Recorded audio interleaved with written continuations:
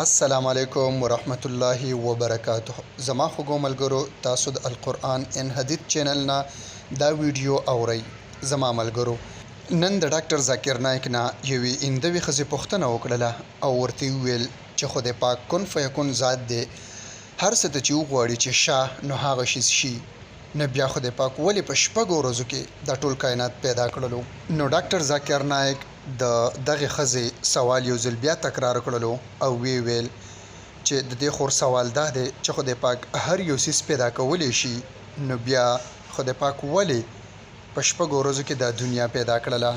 نو ډاکټر ذاکر نایک ورته په جواب کې وایي چې خورې که خدای پاک غوښتلې نو دا دنیا او دا کائنات په یو ساه کې پیدا کولی شول، په یو ورځ کې پیدا کولی شول، خو خدای پاک وغوښتل چې په شپږو ورځو کې جوړ کړي، په شپږو ورځو کې پیدا کړي.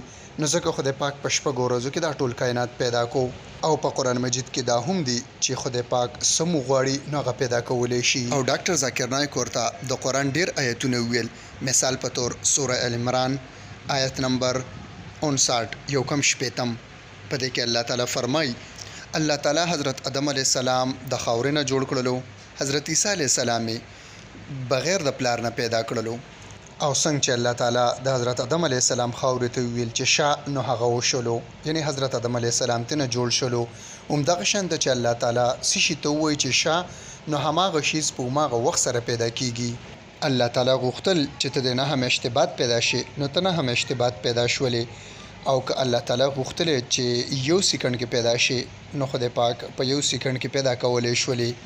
او ډاکټر ذاکر نایک دغه جینۍ ته وایي لکه څنګه چې تا پوښتنه کړې وه چې خدای پاک په شپږو ورځو کې ولې دا کائنات پیدا کړلو، نو بس دا د خدای پاک مرضي وه. که خدای پاک غوښتلې نو په یو سکند کې هم پیدا کولی شول، او که غوښتلې په یو ورځ کې هم پیدا کولی شول. او هر یو څیز د خدای پاک د حکم په انتظار کې دی.